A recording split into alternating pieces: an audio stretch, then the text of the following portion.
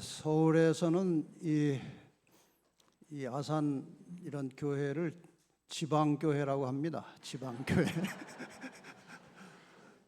근데 이 지방교회 이 찬양대 수준이 서울 어디 갖다 놔도 뛰어날 만큼 아주 감동적인 찬양으로 오늘 저희들의 마음에 하나님의 은혜를 깊이 느끼게 해주셔서 감사합니다. 오늘 세 번째 시간, 오늘을 어떻게 살 것이냐 하는 문제입니다. 우리가 얼마나 진리를 바르게 깨닫고 있느냐, 얼마나 많은 성경 지식을 가지고 있느냐, 물론 중요합니다마는 우리의 신앙생활에서 가장 중요한 것은 오늘을 어떻게 사느냐 하는 것입니다. 신앙은 이론이 아니고 생활입니다. 신앙은 지식이 아니고 생활입니다.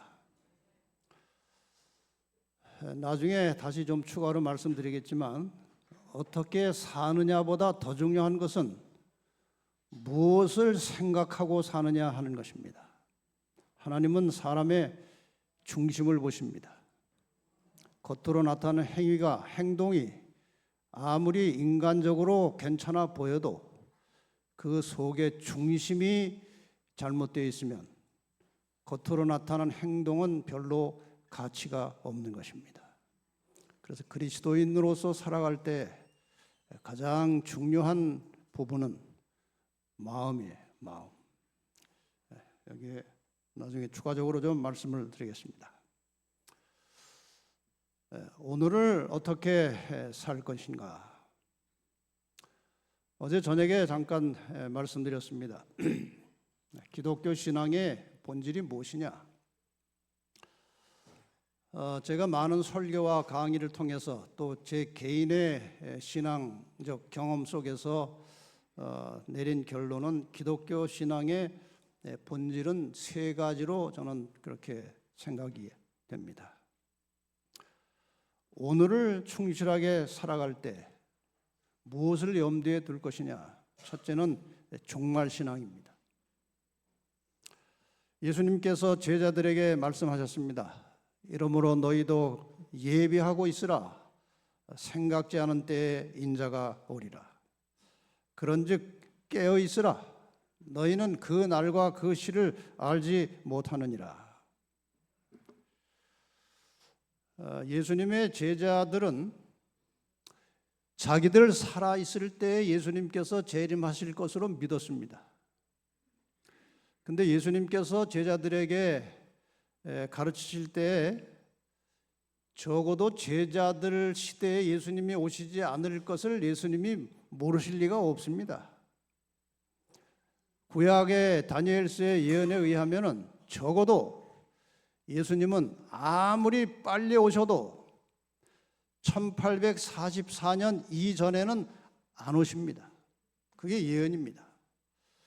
그리고 1844년 이후로는 언제라도 예수님이 오실 수 있는 시기에 우리가 살고 있습니다. 근데 제자들은 자기 시대에 예수님께서 오실 것을 믿었습니다. 그리고 예수님도 그렇게 말씀하셨어요. 언제 내가 다시 올지 모르니까 항상 깨어서 준비하고 기다리라는 것입니다. 그래서 재림 성도들은 오늘 예수님께서 오실지도 모른다는 생각을 가지고 사는 것이 기독교 신앙의 본질입니다. 그러므로 항상 깨어서 예수님 재림을 맞이할 준비를 하고 살아야 되는 것입니다. 그 다음에 또 하나의 기독교 신앙의 본질은 순교 신앙입니다. 마태복음 16장 25절에 예수님께서 누구든지 나를 위하여 제 목숨을 잃으면 찾으리라. 계시록 2장 10절 죽도록 충성하라. 그러니까 예수를 제대로 믿을 수 있는 길은 목숨을 거는 것입니다. 우리가 이 신앙을 하면서 사소한 일에 아주 조그만 이해관계로 신앙을 타협하고 하나님의 말씀에 순종하지 않는 것이 습관이 되면, 그리고 부분적으로 순종하는 것이 길들여지면 우리의 신앙은 헛것입니다. 그래서 항상 하나님의 말씀에 순종하되 죽을 각오를 하고 충성하라는 것입니다. 그 다음에 또 하나의 신앙은 오늘 신앙입니다. 오늘. 예수님께서 말씀하셨습니다. 그러므로 내일 일을 위하여 염려하지 말라. 내일 일은 내일 염려할 것이요 한날 괴로움은 그날에 족하니라. 하루하루를 충실하게, 하루하루를 아주 신실하게 살라고 주님께서 말씀하십니다. 그리고 하루를 살더라도 염려하지 말고 살라고 말씀하십니다. 이 염려를 많이 하는 사람들은요, 염려할 것이 떨어지면 다음 달 것까지 같이 땡겨서 염려합니다. 염려 아무리 해봐야 소용이 없는 거예요. 그래서 예수님께서 잘 아시기 때문에 하루하루 만족하고 즐거워하고 열심히 사는 것이 최선입니다. 그래서 기독교 신앙은 이제 오늘 신앙입니다. 네, 이 오늘을 충실하게 살아갈 때에 염두에 두어야 할 이 사상 혹은 신앙, 삶의 목표가 있습니다. 어제 말씀을 드렸습니다. 죄로 말미암아 사람에게 있는 하나님의 형상은 훼손되고 거의 지워졌다. 잃어버린 그것을, 망가지고 상하고 잃어버린 그 하나님의 형상을 회복하는 것이 복음이 하는 일이다. 그러므로 우리는 이 일에 있어서, 하나님의 형상을 회복하는 일에 있어서 하나님의 역사에 협력해야 한다. 하나님께서는 우리 모두가 다 아담과 하와가 처음 창조되었을 때 그 하나님을 닮은 모습으로 우리가 변화되기를 하나님이 원하시고 우리를 도와주신다고 하셨습니다. 거기에 협력하라는 겁니다. 사탄은 사람이 가졌던 하나님의 형상을 저하시키는 데 성공한 것을 심히 기뻐하고 있었다. 그때 예수님께서 창조주의 형상을 사람에게 회복시키려고 오셨다. 예수님께서 이 세상에 오신 목적은 단순히 인간의 죄를 대신해서 십자가에 돌아가시고 구원의 길을 열어놓으시고 그렇게 단순한 구원을 위해서 오신 것이 아니고 인간의 모든 존재와 삶을 통해서 하나님의 형상이 나타나도록 그것을 돕기 위해서 오셨다는 것입니다. 이렇게 인간들에게 하나님의 형상을 회복시키기 위해서 세상에 내려오신 예수님께서 주로 무슨 일을 하셨느냐? 십자가에 돌아가시기 전까지 예수님께서 어떤 일을 하셨느냐를 우리가 자세히 살펴볼 필요가 있습니다. 예수님께서 이 세상에 오셔서 하신 일들을 요약해 놓은 성경절이 마태복음 4장 23절입니다.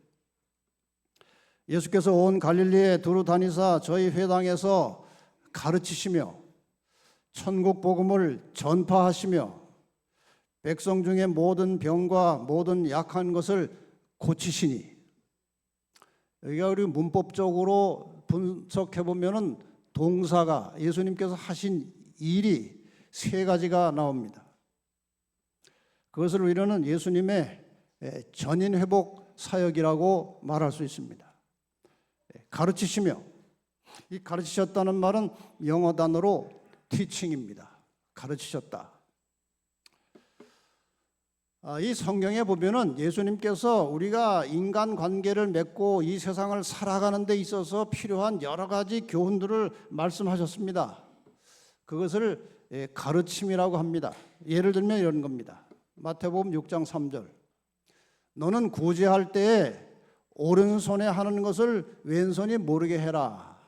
예를 들면 이것은 하나의 가르침이에요. 그 다음에 전파하셨다는 말은 영어 단어로 프리칭입니다. 이것은 하늘에서 가지고 온 소식을 인간이 어떻게 구원받는지 그 원리를 예수님께서 전파하시는 것입니다. 예를 들면 이런 것입니다. 요한복음 3장 3절. 사람이 거듭나지 아니하면 하나님 나라를 볼 수 없느니라. 이것은 단순한 가르침이 아니고 하늘에서 내려온 영적인 소식입니다. 거듭나라는 거예요. 그 다음에 고치셨다는 말은 이제 영어 단어로 힐링이라고 되어 있습니다. 힐링. 이것은 정말 죽어가는 환자를, 병들어 고통하는 환자를 고쳐주신 것입니다. 이런 일을 예수님이 많이 하셨죠. 누가복음 5장 13절. 내가 원하노니 깨끗함을 받으라 하신데 문둥병이 곧 떠나니라. 이렇게 예수님은 많은 질병들을 고쳐주셨습니다. 이 예수님의 가르침의 목적은 인간의 도덕성을 회복시키는 것입니다. 그리고 이 도덕성이라고 하는 것은 사람과의 사람 사이의 관계를 회복하는 것입니다. 사람 사이의 관계를 제대로 하고 살라는 것입니다. 이것이 가르침이에요. 그 다음에 이 전파하신 하늘의 기별을 전하신 목적은 인간의 신앙심을 회복하시는 것입니다. 하나님과의 관계, 신앙심을 회복해서 하나님과 관계가 끊어진 인간을 다시 하나님과 연결시켜주는 하나님과의 관계 회복을 위해서 하늘의 기별을 전파하셨습니다. 그 다음에 이 사람과의 관계가 끊어지고 망가지고 하나님과의 관계가 파괴되면 질병이 오는 것입니다. 그래서 그렇게 해서 병든 인간들의 육체를 다시 건강하게 회복시키기 위해서 오셨고 그렇게 해주셨습니다. 이 육체적 회복은 관계적인 측면에서 보면은 자신과의 관계를 되찾는 것입니다. 그런데 이 관계라는 것은 굉장히 중요합니다. 이 세 가지 삼중의 회복을 이해하려면 이것이 왜 필요한지를 이해하려면 인간이 어떤 원리로 존재하는지를 우리가 좀 알 필요가 있습니다. 인간은 관계에 의해서 존재합니다.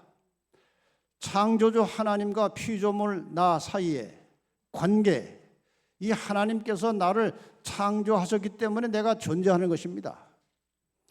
그 다음에 우리는 또 다른 사람, 이웃과의 관계 때문에 존재하는 겁니다. 여러분, 사람 인자가 상당히 그 심오한 의미를 가지고 있어요. 이 사람 인자는 막대기 두 개가 기대고 있는 겁니다. 이 막대기 두 개 가지고 만들 수 있는 모양이 여러 가지예요. 이렇게도 막대기 두 개고 이렇게도 막대기 두 개고 뭐 이렇게도 막대기 두 개가 모양을 많이 만들 수 있는데 왜 사람 인자를 이렇게 만들었는지 아십니까? 사람은요 다른 사람하고 이렇게 기대서 살게 돼 있어요. 그래서 하나님께서 처음에 사람 만드실 때 둘을 만드신 것입니다. 근데 이 구조가요 하나가 쓰러지면 다른 것도 쓰러지게 돼 있는 거예요. 그 다음에 우리가 인간이라는 말을 자주 씁니다. 인간. 그 간자는요 사이 간자예요. 사람과 사람 사이를 인간이라고 합니다. 사이라는 것은 둘 이상이 있어야 사이가 만들어지는 거예요. 그래서 인간이 되고 싶으면 다른 사람하고 협력해서 사셔야 합니다. 인간은 홀로 스스로 존재할 수 없어요. 그래서 우리가 이 그리스도인으로서 세상을 살아갈 때 이웃과 어떤 관계로 살 것이냐, 하나님과 관계를 어떻게 유지할 수 있느냐, 그 다음에 이 자기 자신을 어떻게 관리할 것인가, 이 세 가지에 우리의 초점을 맞춰야 하는 것인데 이 세 가지 관계를 연결시켜주는 가장 핵심적인 단어가 사랑이라는 것입니다. 자기 사랑, 이 자기 사랑이라는 것은 성경적으로 자기를 사랑하라는 것은 이기적인 사랑을 말하는 것이 아니고 내가 내 것이 아니고 하나님의 것이므로 이 내 몸과 마음을 정말 사랑하면서 건강하게 관리하라는 그런 의미예요. 자기 사랑이 필요한 것입니다. 자기 사랑하지 말라고 하는 것은 이기적인 사랑을 말하는 것이에요. 그 다음에 사람 사랑, 다른 사람 사랑, 하나님 사랑, 이것입니다. 근데 제가 질문 하나 드리겠습니다. 이 자기 사랑, 하나님 사랑, 다른 사람 사랑, 이 세 가지 다 중요한데 여러분의 생각에는 어떤 사랑이 제일 중요하다고 생각하십니까? 하나님 사랑, 자기 사랑, 이웃 사랑. 뭐가 제일 중요한 것 같습니까? 설교를 다 들으신 다음에 대답을 하세요, 그럼. 우선 자기 사랑을 좀 먼저 생각해 보겠습니다. 이 자기 사랑에 대해서는 제가 긴 말씀 드리지 않겠습니다. 간단하게 요약해서 말씀드리겠습니다. 자기 사랑의 이유는 이겁니다. 고린도전서 6장 19절 20절. 너희 몸은 너희가 하나님께로부터 받은 바 너희 가운데 계신 성령의 전인 줄을 알지 못하느냐. 너희는 너희 것이 아니라 값으로 산 것이 되었으니 그런즉 너희 몸으로 하나님께 영광을 돌려라. 우리는요, 이중적 의미에서 하나님의 소유입니다. 첫째는 하나님께서 우리를 창조하셨기 때문에 우리는 하나님의 소유입니다. 그 다음에 죄 때문에 영원히 죽을 뻔했는데 예수님께서 우리 대신 돌아가시고 우리를 다시 예수님의 피값으로 하나님이 다시 사셨기 때문에 하나님이 우리의 주인이십니다. 그래서 창조주로서 구속주로서 하나님은 우리의 주인이십니다. 그래서 자기 몸을 자기 마음대로 하는 것은 그건 하나님의 뜻에 어긋나는 것입니다. 내가 내 것이 아니고 하나님의 소유라는 사실을 항상 기억하고 자기 관리를 잘 해야 되는데 세 가지 측면에서 간단하게 말씀드리겠습니다. 이 그리스도인의 몸, 성전 관리를 세 가지 측면에서 하도록 성경이 가르치고 있습니다. 오늘 제가 드리는 말씀은 전혀 새로운 것이 아니고 그동안 여러분이 신앙생활을 하시면서 다 설교를 통해서 말씀을 읽으면서 다 아시는 것을 제가 요약해서 전해드리는 것입니다. 일단 신체 건강 관리를, 몸 관리를 잘 하셔야 됩니다. 그 다음에 마음 관리를 잘 하셔야 됩니다. 마음 관리. 그 다음에 영성 관리를 잘 하셔야 됩니다. 이것이 자기 관리의 중점적인 사업이에요. 신체를 관리함에 있어서 이게 다 연관이 되어 있죠. 마음 관리를 잘하면은 신체 관리가 잘 되는 것이고, 그 다음에 영성 관리를 잘하면은 마음 관리가 잘 되고, 동시에 신체 관리도 잘 되는 겁니다. 다 연관되어 있어요. 그러나 이제 각각 좀 설명을 드리자면, 이 몸이라는 것은 먹는 음식에 의해서 몸 상태가 1차적으로 결정이 됩니다. 똑같은 마음 상태라고 해도 먹는 음식에 따라서 결과는 달라집니다. 그런데 하나님께서 사람에게 무엇을 먹을지에 대해서 명확하게 말씀하셨습니다. 피조물, 인간이 창조되었을 때에 하나님께서 사람의 건강을 위해서, 신체 관리를 위해서 주신 먹거리는 정해져 있습니다. 온 지면에 씨 맺는 모든 채소와 씨 가진 열매 맺는 모든 나무를 너에게 주노니 너희 식물이 되리라. 간단하게 말씀드리면 인간의 몸은 채식을 함으로 건강하게 유지되도록 만들어진 것입니다. 나중에 고기를 먹게 된 이유를 여러분이 아십니다. 노아 홍수 이후에 아무런 식물이 없었어요.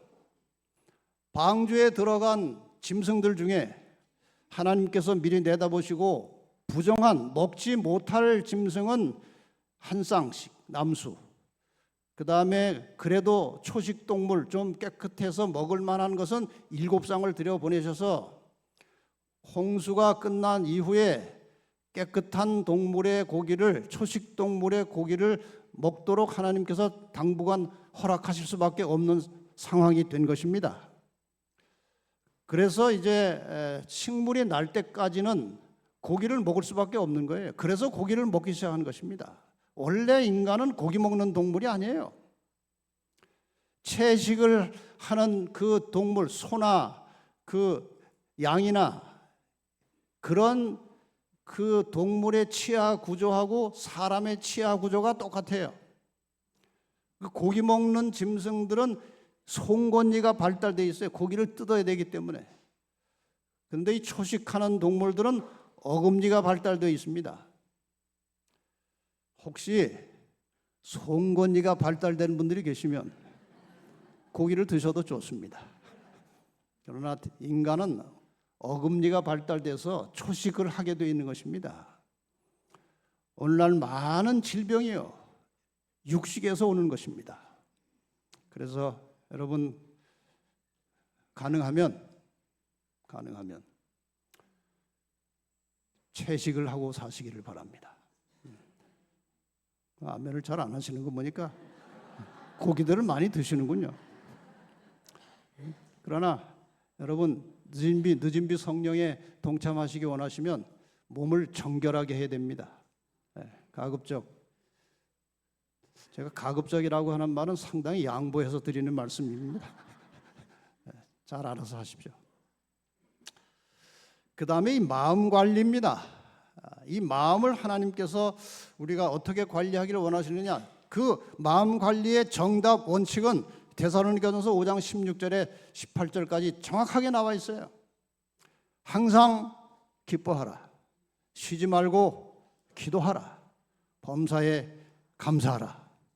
이는 그리스도 예수 안에서 너희를 향하신 하나님의 뜻이니라. 하나님은 우리가 기뻐하며 살기를 원하십니다. 기도하며 살기를 원하십니다. 감사하며 살기를 원하십니다. 제가 한동안 그 요양원에 다니면서 한 주일씩 강의한 적이 있었습니다. 요양원에 이제 요양병원에 가서 이제 강의를 하면 주로 이제 건강에 관해서 이제 강의를 하게 되는데, 그 요양원에서 그 암 환자들이 와서 이제 생활하는 것을 가만히 보고 대화를 하게 되는데, 이상하게 그 암에 걸려서 온 분들 중에 여자분들이 많더라고요.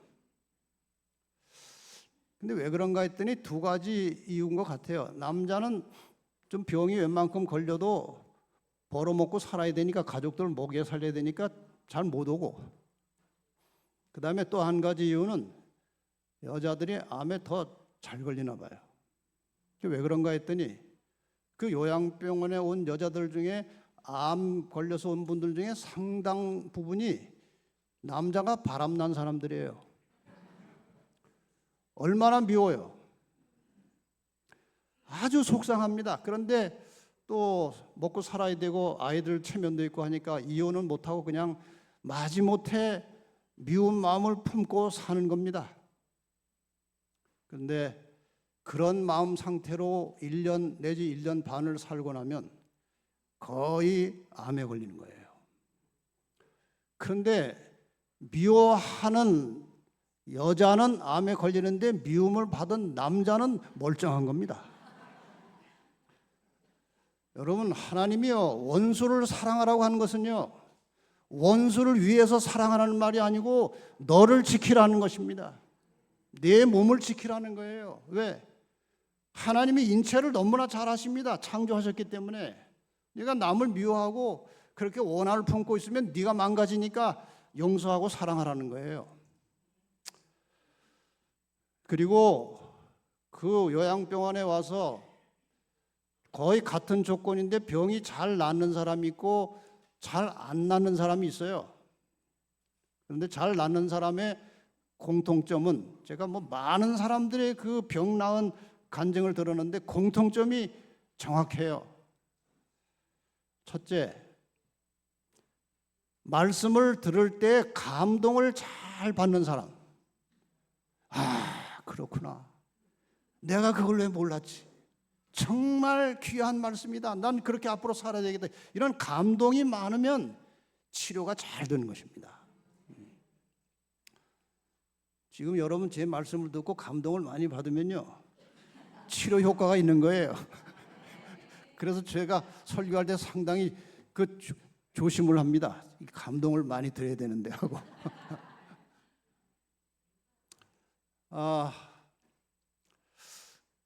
근데 그 감동을 잘 못 받는 사람은 이상하게 치료가 잘 안 돼요. 그 요양병원에 가면요, 일반인들 재림교인 아니었던 사람들은 와가지고 치료가 잘 돼요.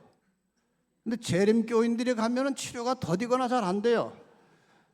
왜냐하면 듣는 말씀들이 다 아는 거니까 감동을 잘 못 받는 거예요. 아, 이거 좀 뭐 다 아는 거, 들은 얘기. 그러니까 치료가 잘 안 되는 거예요. 그 다음에 또 한 가지는 감사하는 사람들이에요. 감사. 매사에 내가 지금 질병에 걸려 있고 힘들지만 매사에 감사하는 사람들은요, 치료가 훨씬 빨라요. 감사. 그 다음에 또 한 가지 또 원인이 있는데 그건 감탄이에요. 감탄. 꽃을 보고 감탄하는 거예요. 하나님께서 꽃을 이렇게 아름답게 만드셨구나 하고 이게 느끼고 감탄을 잘하면 치료가 확실히 빨랐어요. 세 가지가 다 감자가 들어가는 거예요. 감동, 감사, 감탄. 이것이 마음을 관리하는 최선의 약입니다. 그 다음에 영성 관리입니다. 이것이 잘 돼야 마음 관리도 지속적으로 되는 것이고 결과적으로 신체도 건강하게 된다는 것입니다. 이게 가장 중요해요. 영성 관리가 제대로 안 되면요, 마음 관리가 안 되게 돼 있어요. 왜냐하면 사람의 마음은 변동이 많아가지고 변덕이 심해가지고 똑같은 감정이 오래 못 갑니다. 그런데 정말 성령께서 우리의 마음을 날마다 지배하시면 언제나 평정심이 있고 평안하고 안전한 겁니다.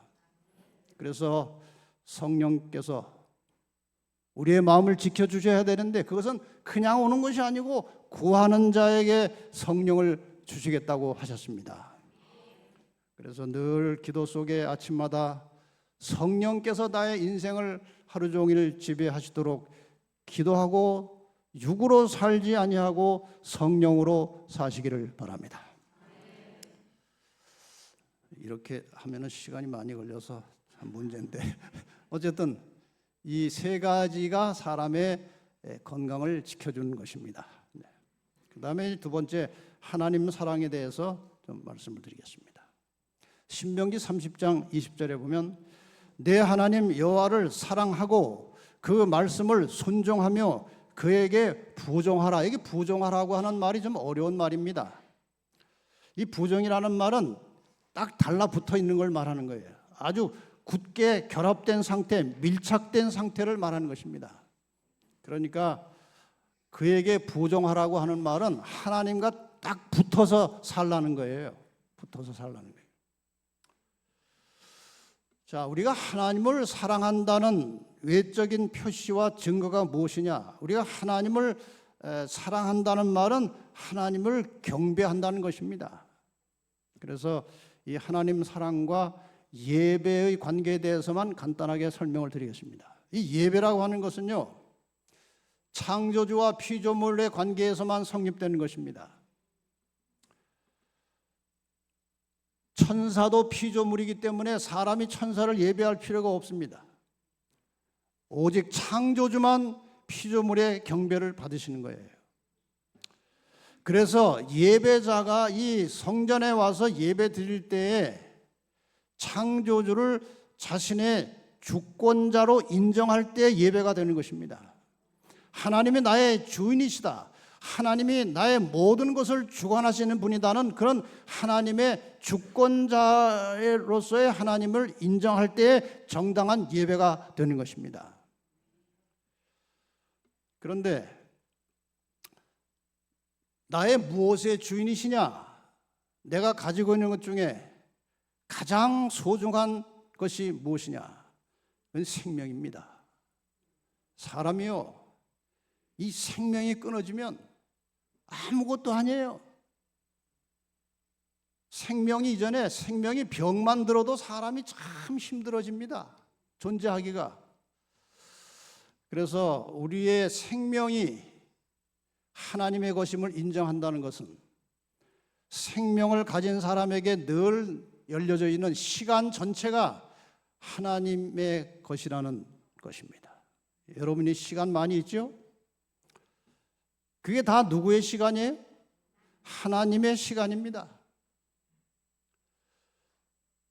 안식일만 하나님의 시간이 아니고 내 인생 전체의 시간이 다 하나님의 것입니다. 그것을 인정하십니까? 그것을 인정하는 표시가 제7일을 구별하는 거예요.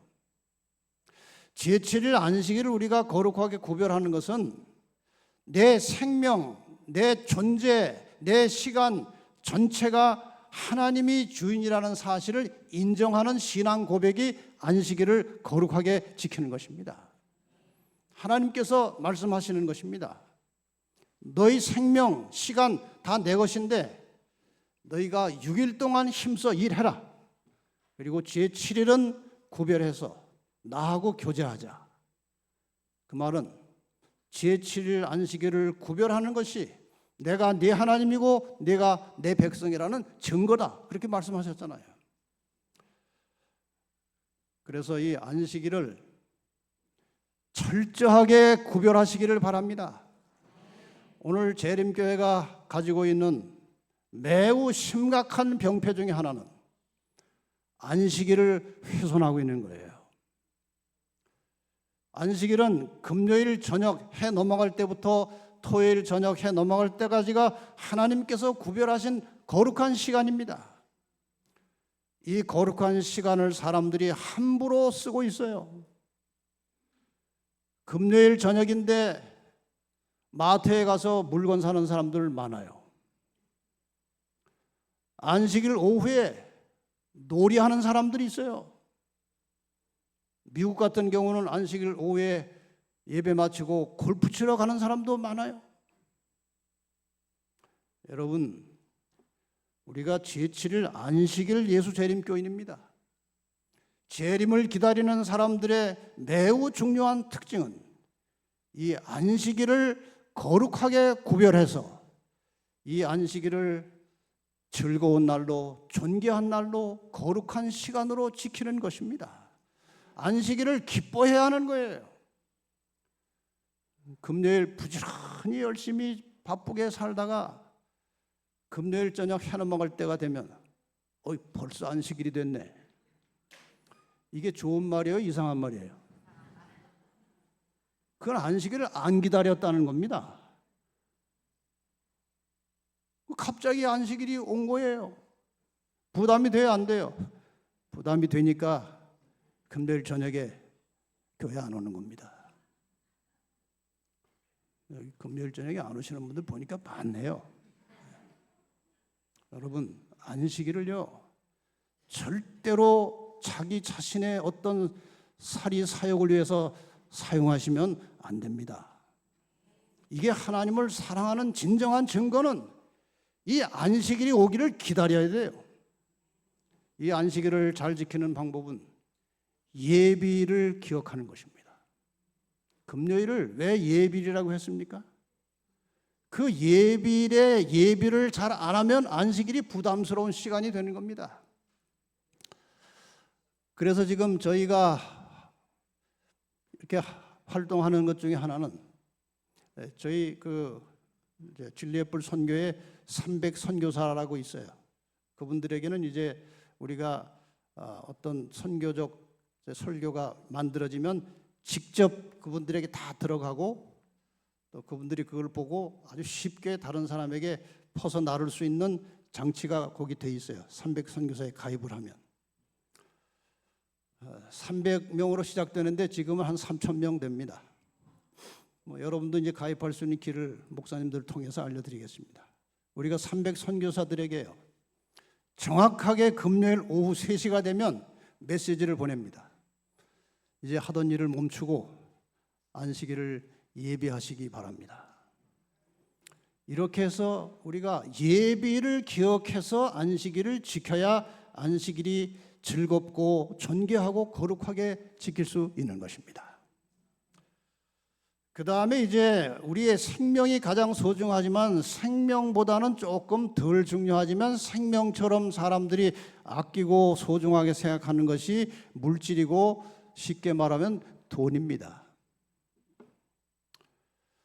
사람들이 이거 다 좋아합니다. 돈을 싫어하는 분 계십니까? 다 좋아하십니까? 네. 물질은 돈입니다. 그런데 우리가 이 세상을 살면서 벌어들이는 모든 돈과 물질은 하나님의 것입니다. 네. 여러분 상식적으로 생각해 보세요. 이 마이크, 사람이 이런 물건은 만들 수 있지만 이 물건을 만드는 물질은 사람이 못 만드는 거예요. 의자, 나무 가지고 만들었죠. 목수가 의자는 만들어도 나무는 못 만드는 겁니다. 그건 모든 인간이 만들어낸 물건의 재료, 물질은 하나님의 창조물이에요. 그럼 하나님이 창조하신 물질을 가지고 하나님이 주신 지력과 능력과 지혜를 가지고 이렇게 저렇게 해서 돈을 벌었으면 그거 다 주인 겁니다. 여러분 달란트 받은 종 중에 그 5달란트, 2달란트 받은 사람이 열심히 일해가지고 이제 돈 번 다음에 주인이 왔을 때에 원금하고 이자만 줬습니까? 다 내놨습니까? 다 내놨어요. 다 주인 겁니다, 그것이. 그래서 우리가 수입이 들어오면 전체가 하나님의 것임을 인정하는 것이, 그것이 하나님 사랑이고 그 사랑에 대한 구체적인 표현이 11조입니다.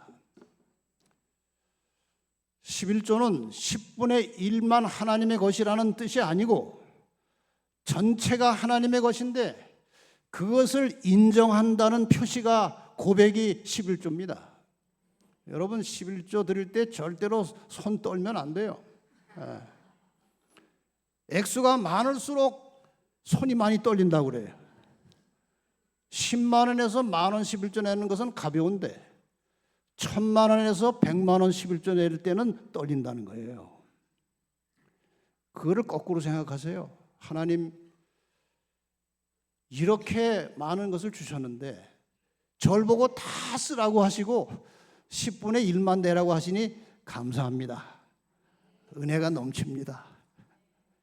그렇게 우리의 생명과 물질의 주인이 하나님이심을 인정하는 순간에 우리의 생명과 물질의 관리 책임자는 하나님이 되시는 거예요. 그래서 지켜주십니다.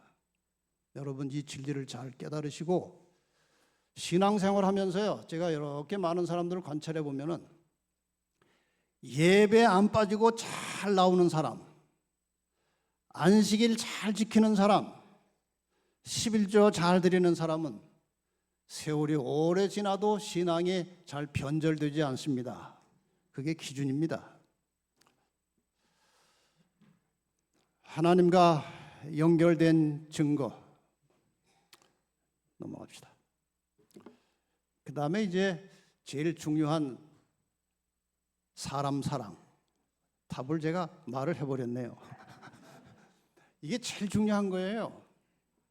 왜냐하면 이 사람 사랑하지 않으면요, 하나님 사랑한다는 거 거짓말이라고 그랬어요. 사람 사랑하지 않으면요, 자기 몸 관리, 건강 관리가 안 되는 겁니다. 그런데 정말 진정으로 진심으로 사람을 사랑하고 다른 사람을 위해서 내 가진 것들을 사용하고 다른 사람과 화목하게 지내고 다른 사람에게 베풀고 나누고 할 때에 이 모든 것이 사랑이 완성되는 겁니다. 그래서 여기에 대해서 조금 더 말씀을 드리겠습니다. 제가 11시 반에 설교를 시작했으니까 끝나는 시간은 여러분이 잘 계산하세요.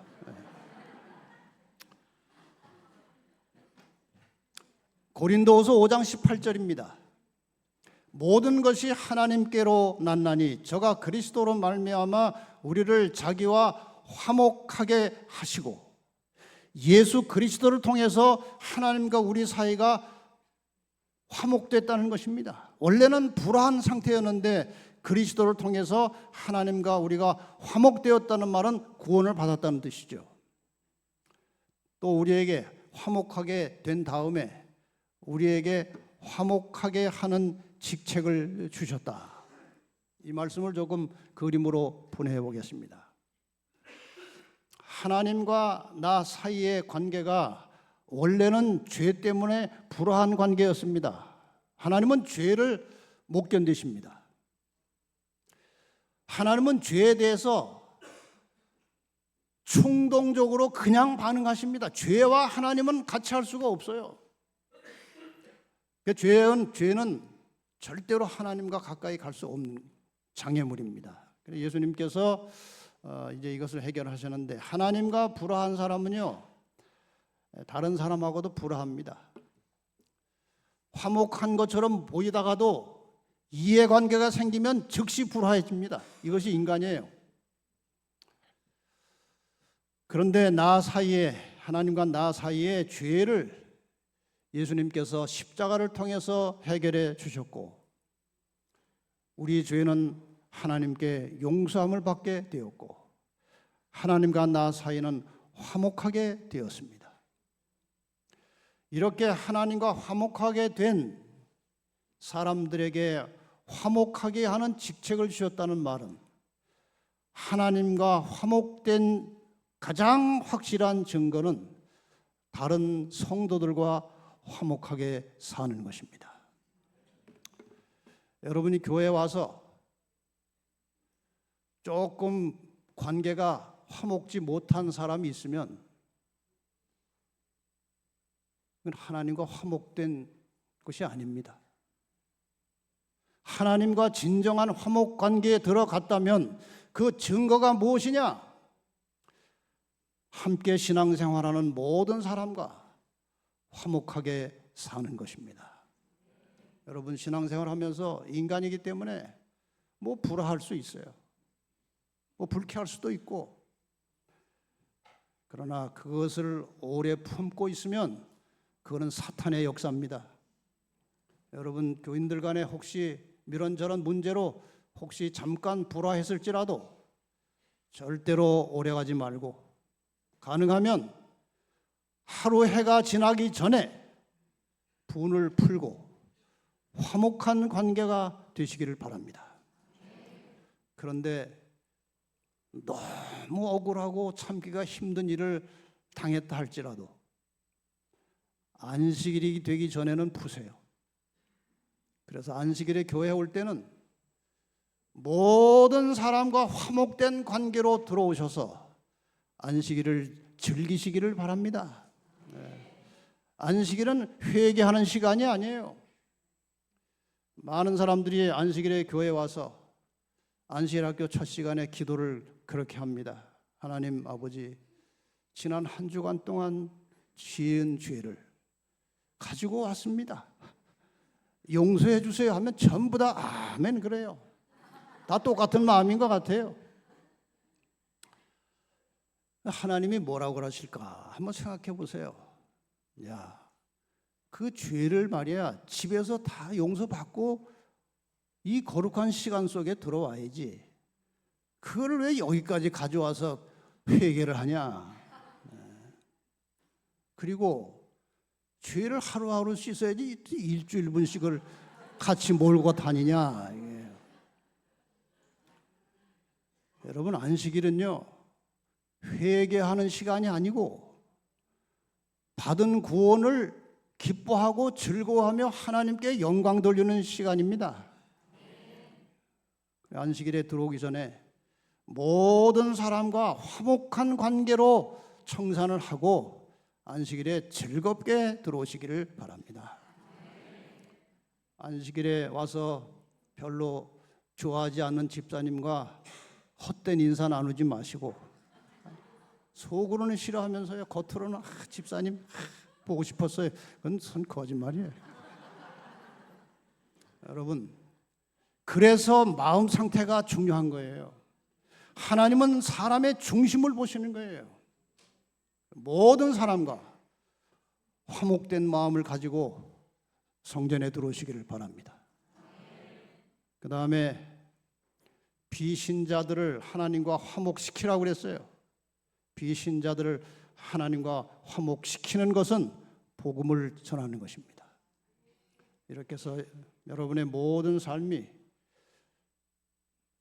할 수 있거든 너희로서는 모든 사람으로 더불어 평화하라. 이 말씀이 여러분의 신앙에 실천되기를 바랍니다. 이것이 왜 그렇게 중요한지 이제 성경절로 증명을 하겠습니다. 누구든지 하나님을 사랑하노라 하고 그 형제를 미워하면 이는 거짓말하는 자니, 보는 바 그 형제를 사랑치 아니하는 자가 보지 못하는 바 하나님을 사랑할 수 없느니라. 우리가 이 계명을 주께 받았나니 하나님을 사랑하는 자는 또한 그 형제를 사랑할지니라. 요한일서 3장 14절 말씀, 우리가 형제를 사랑함으로 사망에서 옮겨 생명으로 들어간 줄을 알거니와 사랑치 아니하는 자는 사망에 거하느니라. 여러분, 사랑이 이렇게 중요한 것입니다. 사랑치 아니하는 자는 사망에 거하느니라. 왜냐하면 사랑이 생명이기 때문에 그런 것입니다. 사랑은 생명이에요. 그래서 하나님께서 우리에게 사랑하라고 가르치십니다. 사랑하는 자가 생명이 있는 것이고 생명이 있는 자가 영생에 들어가는 것입니다.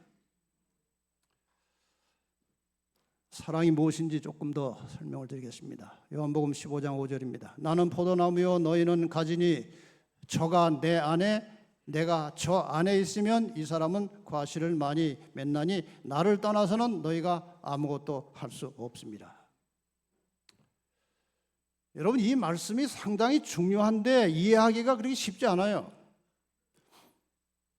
너희가 내 안에, 내가 너희 안에 거하면 열매를 맺겠다고 그랬어요. 이것을 각각 설명을 좀 드리겠습니다.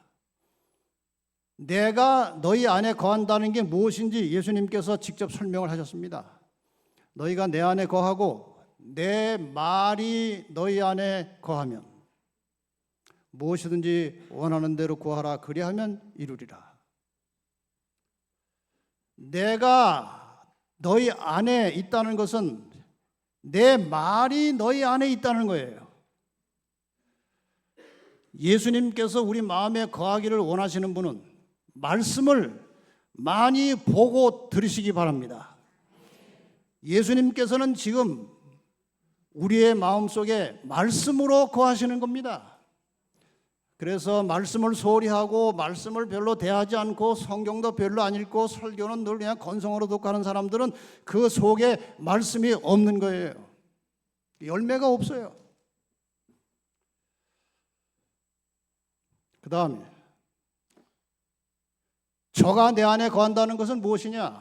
아버지께서 나를 사랑하신 것 같이 나도 너희를 사랑하였으니 나의 사랑 안에 거하라. 우리가 예수님 안에 거한다는 것은 그분의 사랑 안에 거하는 것이라고 그랬어요. 내가 아버지의 계명을 지켜 그의 사랑 안에 거하는 것 같이 너희도 내 계명을 지키면 내 사랑 안에 거하리라. 분명하지 않습니까? 원리는 똑같아요. 그분의 말씀이 내 안에 거하는 것이 예수님이 내 안에 거하는 것이고, 그분의 말씀에 내 안에 거하는 그분의 말씀에 계명에 순종하는 것이 그분의 사랑 안에 거하는 거예요. 이건 상당히 좀 어렵지만 중요한 말씀이에요. 그분의 말씀이 내 안에 거하고 내가 내 안에 거하는 하나님의 말씀에 순종할 때 그것이 그분의 사랑 안에 거하는 거예요. 이것이 포도나무와 가지의 비유의 핵심입니다. 그렇게 되면 너희 생활에 열매가 있겠다고 말씀하셨어요. 내 계명은 곧 내가 너희를 사랑한 것 같이 너희도 서로 사랑하라 하는 이것이니라. 여기 한 율법사가 예수님께 왔습니다. 구원을 어떻게 하면 받습니까? 내 가진 것을 팔아서 나누어 주라. 처음엔 계명을 지키라고 했더니 계명 다 지켰습니다. 그랬더니 중심을 아시는 주님께서 그 사람이 이기적임을 다 보신 겁니다. 계명은 지켰어요. 안식일도 지켰고 살인 안 했고 간음 안 했고. 그러나 그것이 아니에요. 내가 오히려 한 가지 부족한 것이 있으니 내게 있는 것을 다 팔아 가난한 자들을 나누어 주라 그랬어요. 그리고 와서 나를 좇으라. 그랬더니 그냥 가버렸어요. 여러분, 여기에 대한 이 실물 교훈의 설명은 굉장히 중요한 것입니다. 이 청년 자신도 그리스도를 훌륭하게 보았고 그의 마음도 그리스도께로 이끌렸으나 그리스도의 자아 희생의 원칙을 받아들일 준비가 되어 있지 않았다. 사랑의 기초가 무엇인가? 자기 희생입니다. 이것이 사랑의 기초예요. 이것이 그 사람에게 없었다는 겁니다. 그는 예수님보다 재물을 선택했다. 그는 영생을 원했으나 그의 심령 속에 생명이 되는 이기심 없는 사랑을 받아들이지 않았다. 다른 말로 하면은 이기심 없는 사랑이 곧 생명이라는 것입니다. 여러분의 마음속에 정말 이웃을 위해서 이기심 없는 사랑을 베풀 준비가 되어 있다면 그것이 생명이에요. 그것이 우리를 영원히 살게 하는 것입니다. 어리석은 부자 이야기도 마찬가지입니다. 한 부자가 농사가 잘 돼서 소출이 많았어요. 창고마다 꽉꽉 곡식을 다 채워놨습니다. 야, 이건 뭐 이제 잘 먹고 잘 살겠다. 기분 좋다. 오늘 내 생명을 취하면 그것이 네 것이 되겠느냐. 그는 이러한 때에 자기에게 가장 요긴한 것을 갖지 못했다. 그는 자기를 위해 삶으로 자기 동포들에게 흘러갈 하나님의 사랑을 거절했다. 그리하여 그는 생명을 거절했던 것이다. 사랑을 거절하면 생명을 거부하는 거예요. 왜냐하면 하나님은 사랑이시며 사랑은 곧 생명인 까닭이다. 이래서 예수님께서 우리에게 사랑하라고 말씀하시는 것입니다. 사랑이 생명입니다. 자기를 희생하여 남을 위해서 희생하고 헌신하고 돕고 베풀고 나누는 것 자체가 생명이라는 거예요.